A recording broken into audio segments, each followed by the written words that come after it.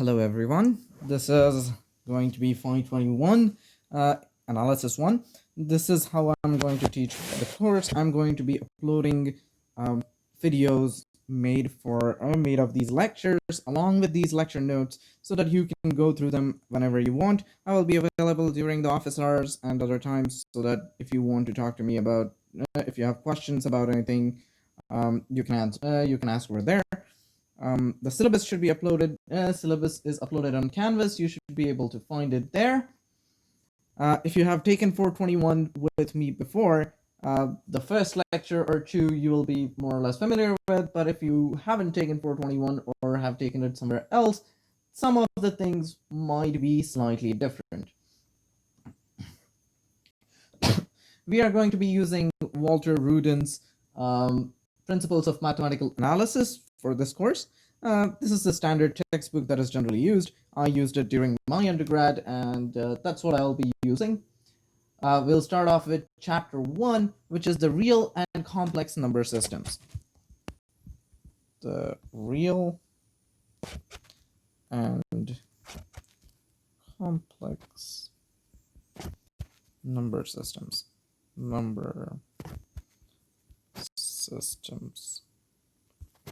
Okay, so keep in mind these lecture videos will generally be shorter than the entire class. These will be at times 15 minutes, 20 minutes videos, 2 or 3 of them for a class, rather than being exactly 1 hour 15 minutes for class time, because I would like to do some examples and things and stop where I think the video is relevant. Otherwise, at times these could go on for an hour and a half if I think that the current material is going to be quite cohesive in one lecture. Okay, so standard notations. N is going to be natural numbers. Natural numbers, which is 0, 1, 2, ... Q is going to be rational numbers. Rational numbers, which is I should have introduced integers first, but whatever. Numbers of the form plus or minus p over q, where p and q, p comma q belong to the natural numbers, and by set z is going to be integers. Integers, which is minus natural numbers, 0, and natural numbers. Oops, I should not be including 0 in my natural numbers. 0 is not a natural number. By my convention, p and q are in 0 natural numbers union 0. Okay, so these are my standard notation. And now, as this course, as the title of the chapter, we are going to wonder what are real numbers. How do we construct them? We have some idea of what real numbers are. If you have taken 421, we saw how to more or less distinguish rational numbers from real numbers, what makes the difference. And we saw that, okay, they have the least upper bound property, and we want to show the existence of real numbers using least upper bound property, right? So first of all, why is every number not a rational number?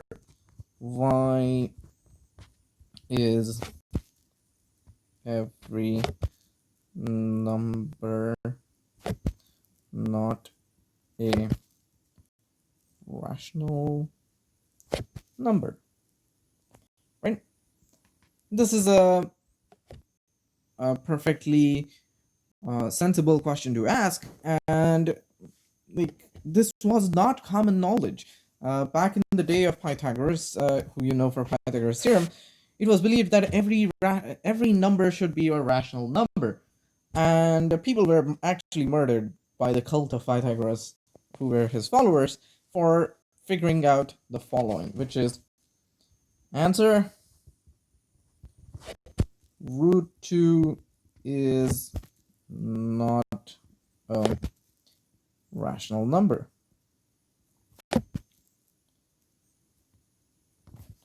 Well, how do we prove that? By contradiction.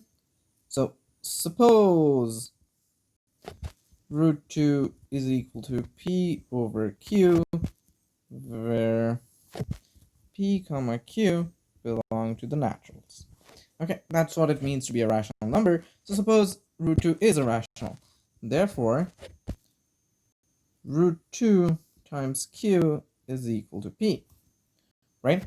And therefore, 2q squared is equal to p squared. Well, what this means is, therefore, p squared is even, right? And therefore, p is even, right? Now, these things are not completely obvious. Oftentimes, you need to prove that if p squared is even, then p is even. But I am going to assume that you have taken 421 or a similar course, and you are able to show that if the square of a natural number is even, the natural number has to be even. Easy proof. Show that if p is odd, its square has to be odd. Okay? Okay, great. P is even.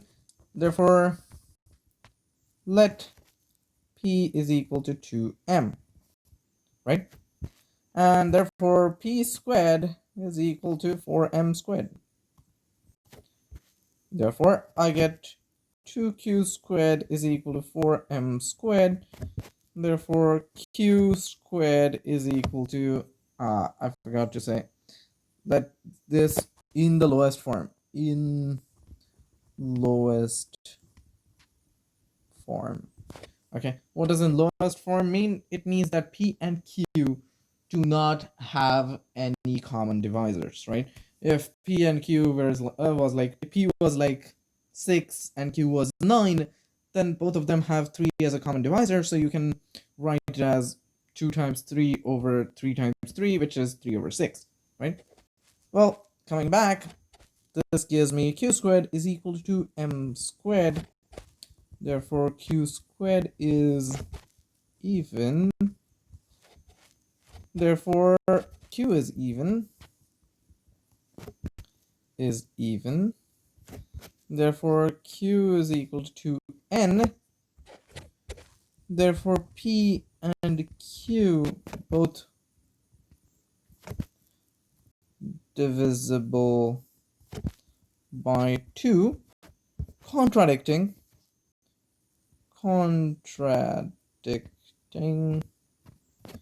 p over q was in lowest terms. Okay, and so that is our proof. That is the first time that we can show, that is the first way of showing that there is some numbers which are not rational. Root 2 in particular is not a rational number. You can similarly show that root 3 is not a rational number, root n is not a rational number, their linear combinations are generally not rational numbers, and so on and so forth.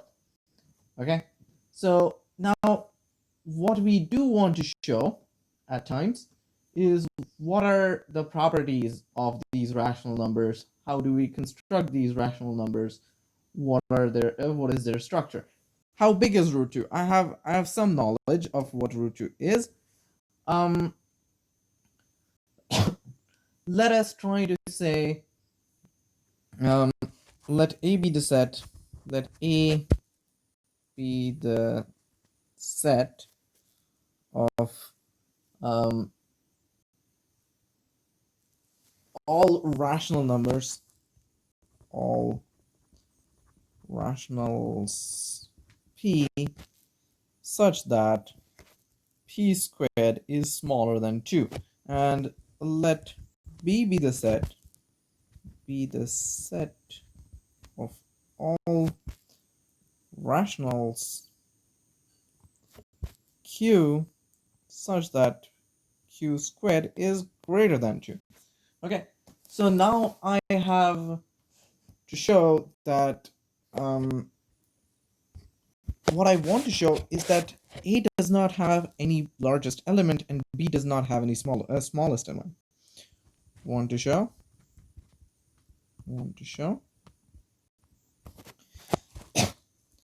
A has no largest element and B has no smallest element. Okay, how do we show that? So suppose we have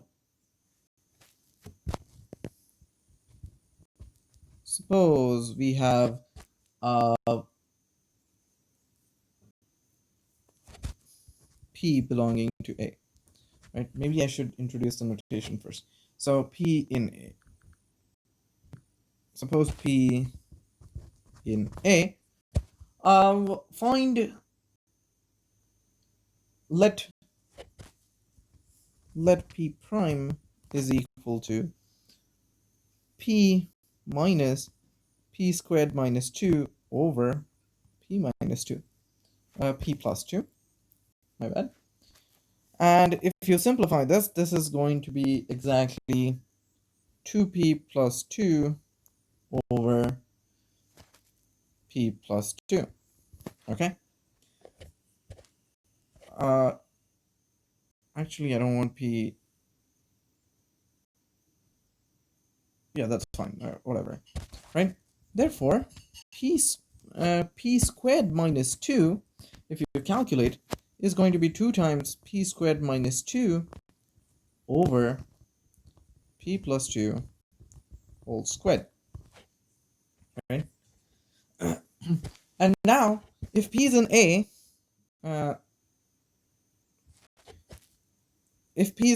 then P prime, if P in A, then P prime is greater than P by this equation. So let me call this star by star, and let me call this equation as double star. P prime is greater than P by star, and P prime squared is smaller than 2 by double star.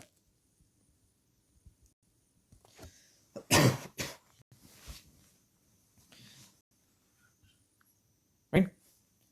And why is this true? Well, if P is smaller than 2, P squared minus 2 is negative, P plus 2 is positive, so I'm subtracting something negative from P, which makes it positive. So this number is greater than P. And the second thing is P squared minus 2 is again negative. P plus 2 squared is positive, so all of the double star is negative. So P squared minus 2 is negative, meaning that P squared is smaller than 2. Right? Therefore, given any rational number P in A, I can find a number P prime which is greater than P. Similarly,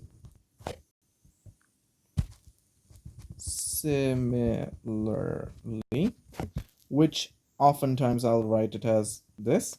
Similarly, if Q is in A, Q in B,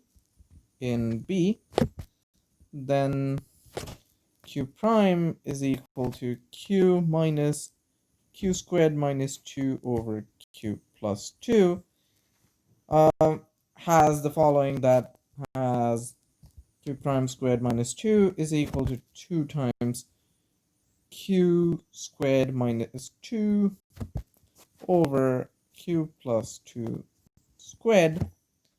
And once again, star blah.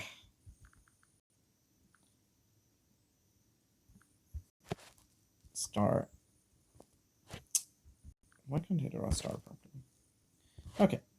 star and star star. Both of these show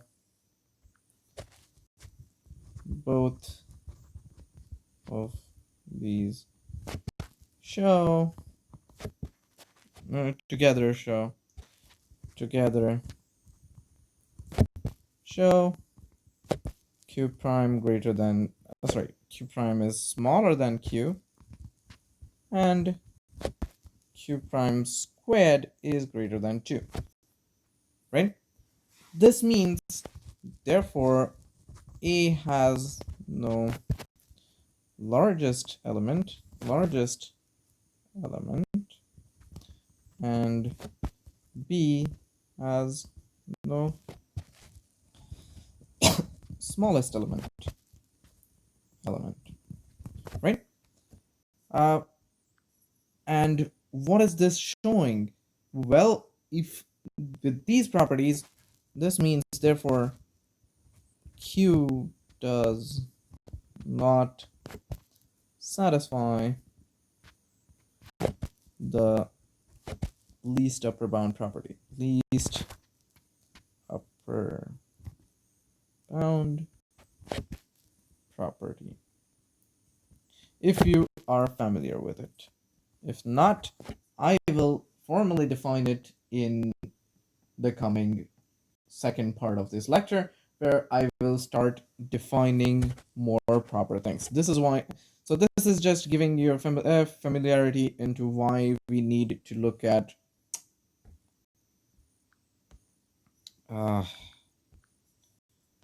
real numbers over rational numbers. Okay, and yeah, let's stop this one here. I'll upload the second part shortly.